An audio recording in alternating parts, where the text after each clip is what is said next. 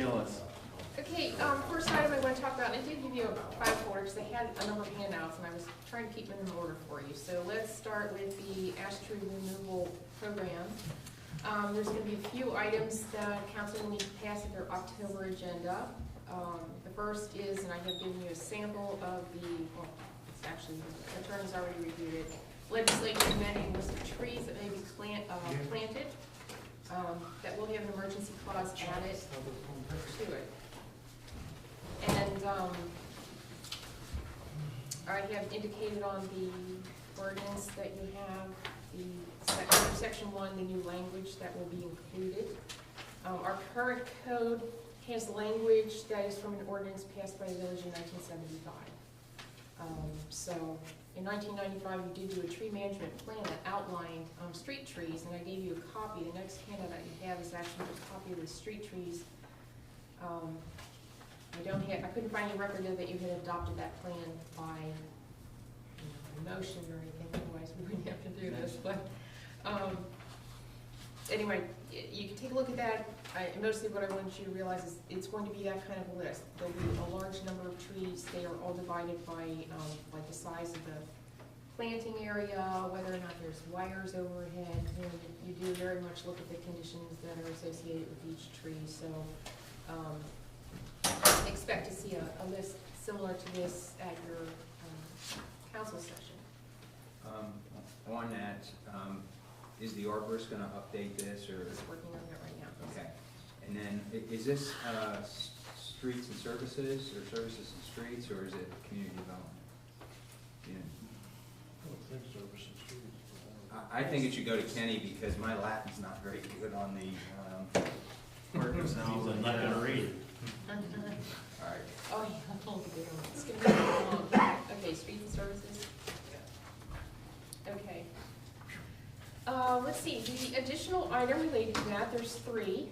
So we've talked about the amendment to the code, the list of street trees, and then there will be legislation related to the tree planting portion of this project.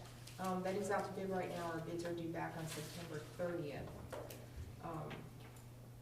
We will have 1 month to get the trees planted, so your ordinance will have an emergency clause on it. You'll have to do the other 2 first before you pass that. So.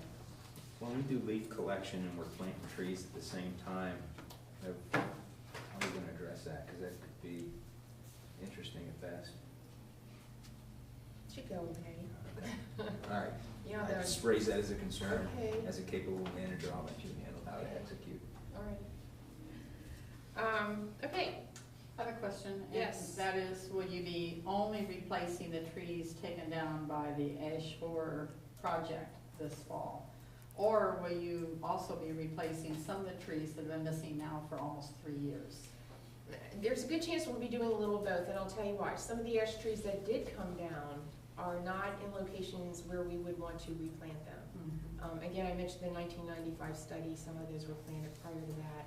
We now have guidelines that, within 10 feet of a driveway apron, or shouldn't be quoting them right off, but things like that we will now be adhering to. So, no, a tree won't go back in every exact hole. Many of them, yes, but some of them, no. And so we'll take that opportunity to put them in other locations that are in need of those To trees. kind of balance the street, or, okay, because our street was really hit with 6 trees being taken down 3 years ago that have never been replaced.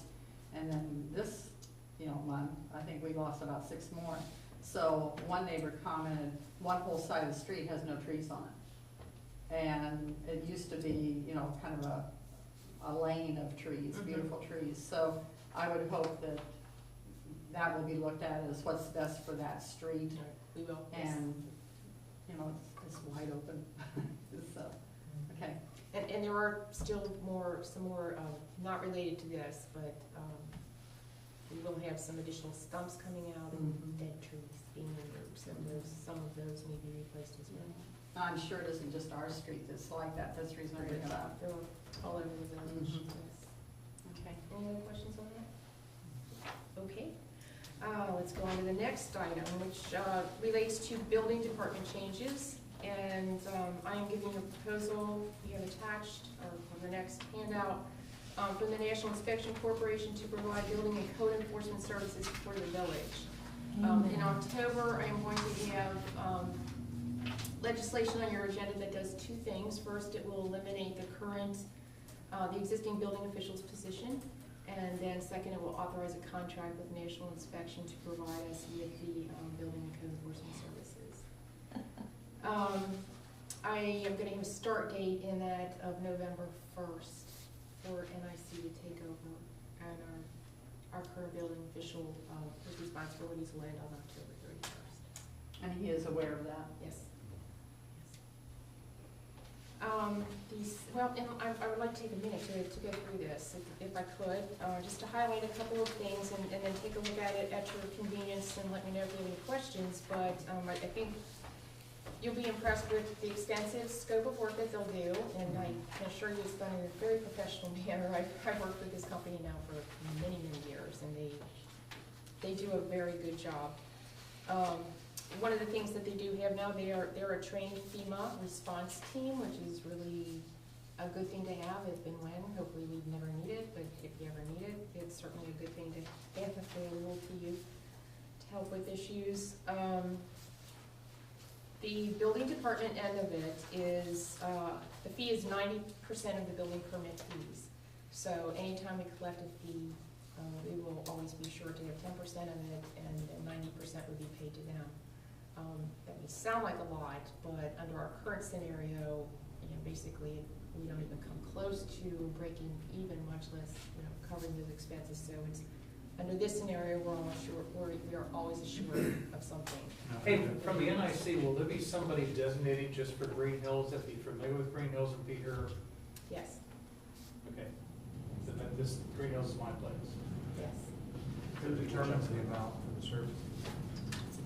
Well, the 90%, that figure, that's. 90% of the wall fee. Oh, of the Fee building schedule. permit fee, right. And the fee schedule is? And we'll be coming up to that in a minute. All right. All right. Okay. The second piece of it, which I'm pretty excited about, I'm sure you will be too, and that is the property maintenance code enforcement end of it. And, they're proposing to do inspect every home at least twice a year. This is for exterior, maintain, travel the main traffic routes weekly for any issues. You can read this yourself. I won't go through all of them, but I think you'll be pleased with what you see there as well. They have a very good system down for that too. And the fee they're proposing for that is $1,200 a month. I think that comes to $14,400. I think we need them more. There's still room there to get some additional services if we should need it.